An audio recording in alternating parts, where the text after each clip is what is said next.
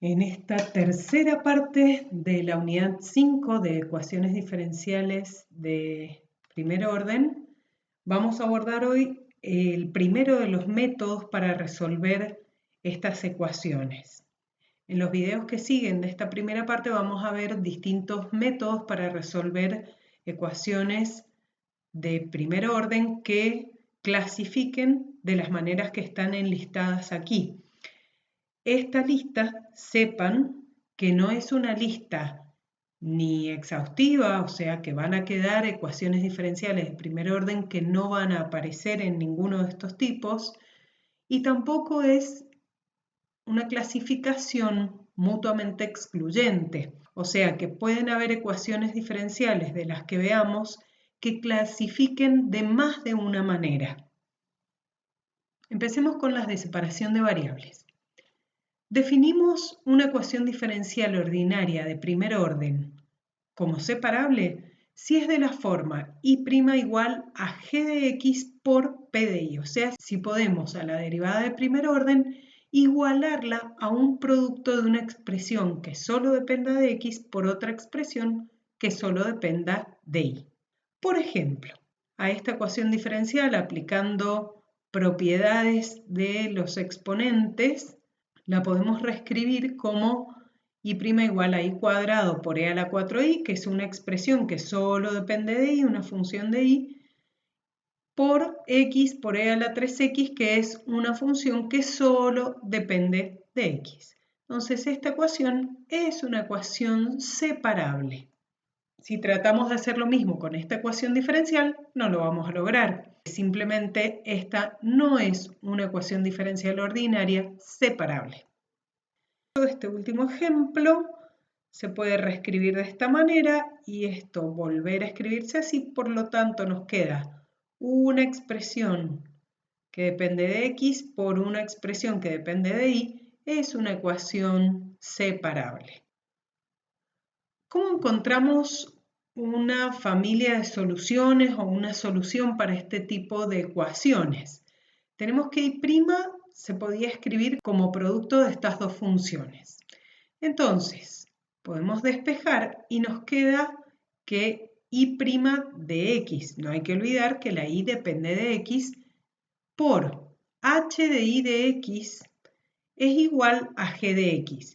¿Y a quién estamos llamando h de y de x? A 1 sobre p de y de x, que es lo que obtendríamos al despejar. Si h es una primitiva de h, sabemos que la derivada de la primitiva es igual a la propia función. Ahora, derivar esta primitiva, que también va a depender de y, que a su vez depende de x, es derivar una compuesta, por eso su derivada se obtiene aplicando la regla de la cadena. Y esta h' la podemos reemplazar por la h, ya que son iguales, y nos queda este producto. Pero resulta que este producto es igual a g de x. Entonces, si integramos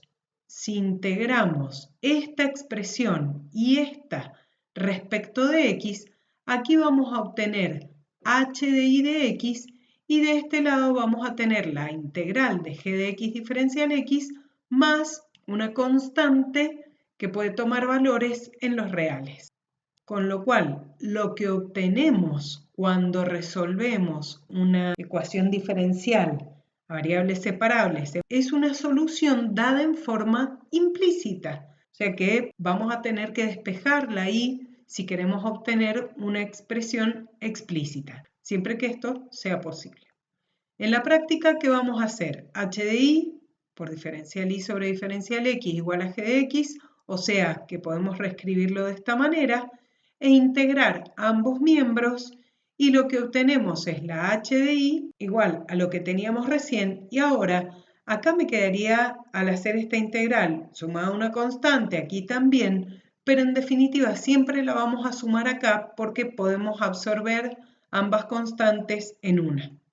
Por ejemplo, esta ecuación diferencial se puede, para la que y no puede ser la constante nula, o sea, claramente acá hay una solución que ya estamos descartando. Se puede reescribir de este modo y luego integrando obtenemos la solución y cubo sobre 3 y de este lado nos queda x cuadrado sobre 2 menos 5x y la constante la consideramos sumada solo aquí. Despejando nos queda esta expresión con k perteneciente a los reales. Acá no tenemos ningún tipo de restricción porque la raíz es cúbica. Si hubiera sido una raíz cuadrada, tendríamos que haber considerado que el radicando tendría que ser una cosa siempre positiva. Bien, este ejemplo lo abordamos cuando tuvimos que clasificar, fue el tercero que clasificamos y concluimos que esta ecuación diferencial era variables separables. Entonces la vamos a resolver si la reescribimos de esta manera, lo cual nos está avisando que x igual a menos 1 puede ser un punto conflictivo. Integramos y obtenemos que el logaritmo natural del valor absoluto de y es igual al logaritmo natural del valor absoluto de x más 1 más una constante de integración c sub 1. Ahora, podemos deshacernos del logaritmo en esta expresión y obtenemos valor absoluto de y igual a c por valor absoluto de x más 1, donde c es la constante que aparece al hacer e a la c sub 1 y es claramente para cualquier valor real que tome c sub 1, e elevado a ese valor nos va a dar positivo, o sea que c nos queda en principio una constante positiva. A partir de acá vamos a analizar distintas familias de soluciones que podría tener esta ecuación diferencial. O sea que lo que hay que tener claro es que esta es la condición que debe cumplir una función y cualquiera para ser solución particular cuando tome algún valor c o una familia de soluciones de esta ecuación diferencial. Veamos algunas y a partir de esto vamos a sacar una conclusión que nos va a aparecer con bastante frecuencia. Por ejemplo, si proponemos esta familia de soluciones, vemos que funciona porque el valor absoluto de y sería igual al valor absoluto de esta expresión y como c es positivo, nos va a quedar igual a su vez a c por el valor absoluto de x más 1, que es justamente esta expresión. O sea que es una familia de soluciones para nuestra ecuación diferencial. Si la familia ahora tiene esta forma, donde las constantes van a tomar valores negativos en los reales, también buscando el valor absoluto de y, que sería el valor absoluto de esta expresión, vemos que verifica esta condición. Por lo tanto, son dos familias posibles de soluciones que funcionan bien en todos los reales. Y tienen la gran ventaja de que son funciones que para cualquier c que consideremos son funciones derivables en todos los reales. Otra familia que podríamos proponer es esta familia de soluciones, y igual a c por el valor absoluto de x más 1, o y igual a menos c por el valor absoluto de x más 1. El tema es que en dónde van a funcionar bien estas familias. Y estas familias tienen la desventaja de que van a requerir un dominio más restringido. ¿Por qué? Porque no son derivables en todos los reales. En menos 1, ninguna de las funciones que podamos obtener de estas familias es derivable.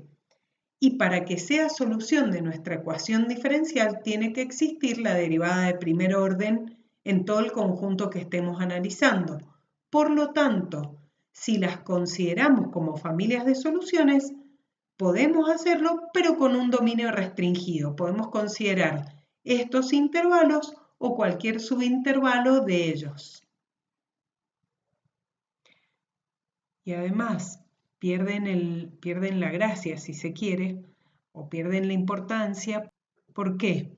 Porque una solución de esta forma, definida, por ejemplo, en este intervalo, va a coincidir con la solución que estoy expresando acá, porque si bien nosotros acá decíamos que esta era una solución en todos los reales, Siempre se considera el conjunto más amplio, pero también es solución si se toma un intervalo más pequeño, como por ejemplo este.